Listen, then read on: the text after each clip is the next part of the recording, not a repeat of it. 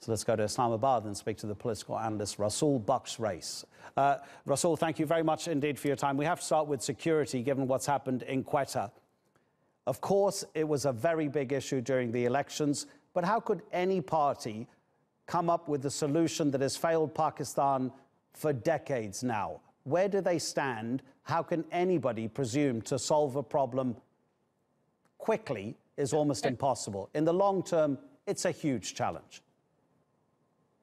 I think any government that comes to power day after will face tremendous challenges that Pakistan is facing.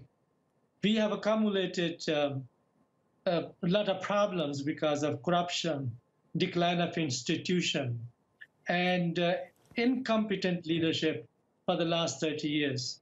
So if you look at foreign debt, it has touched about $80 to $90 billion.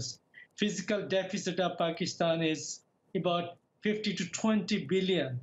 And our imports have increased substantially and exports have been declining.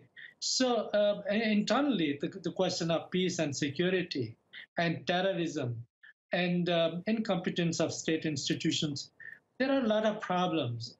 But I think the new government, if it is PTI, people think that Imran Khan will take those bold, courageous, and necessary decisions that former Prime Minister Nawaz Sharif and his party evaded. They have been in power in Punjab for the last 10 years and at the center for 5 years.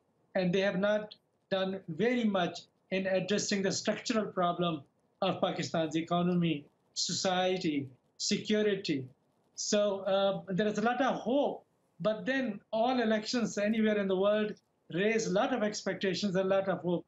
But then one has to work within very limited choices that the environment may offer. I believe that it is not going to be an easy thing for government for the next 1 or 2 years. You use the word hope, but overall it seems as if you paint a rather depressing picture. You talk about corruption, the decline of institutions, debt, the trade imbalances. Whoever wins this election, would it be an exaggeration to say that they have to halt a slide towards Pakistan becoming a failed state? I think we are not yet there. Pakistan has been relatively on decline, but I see a lot of energy, a lot of resilience in Pakistani society. Before coming for interview for TRT, I have been out in 3 different constituencies in Lahore. It is a very hot and humid day in Pakistan. I have seen hundreds of people queuing up, voting. I have visited about 5 polling stations. So this is the spirit, this is the energy of Pakistan, which gives us hope. Yes, but it's interesting, isn't it? Could it almost also be described as 2 different countries in one?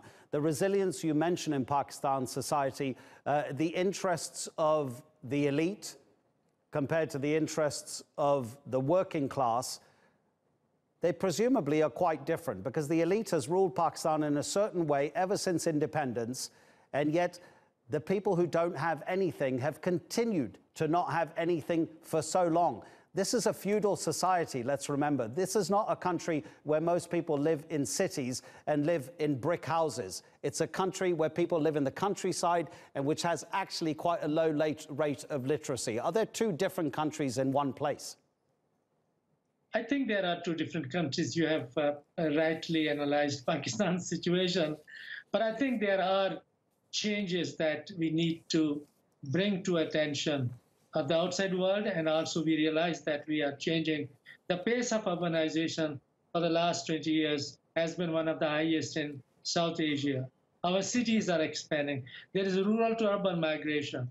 And also there is a significant expansion of middle classes, both in the rural as well as in the cities.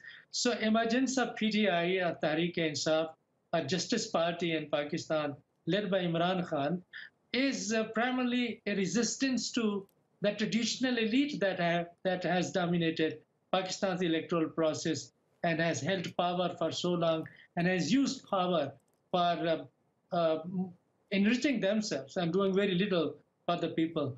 So I think that if you look at this resistance that is coming through peaceful means, through ballot box, but I think it is quite remarkable.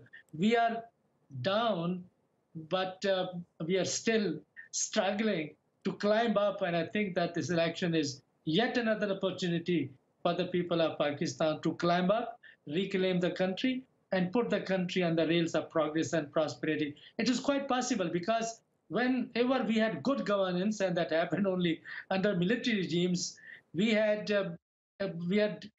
growth rate of about 6%, 7%. Okay. And in the last year, so it is quite possible we have that potential. Okay, Rasul, I'm sorry to butt in there, but we have run out of time. Rasul Bakhsh Rais, we really appreciate your time. Thank you.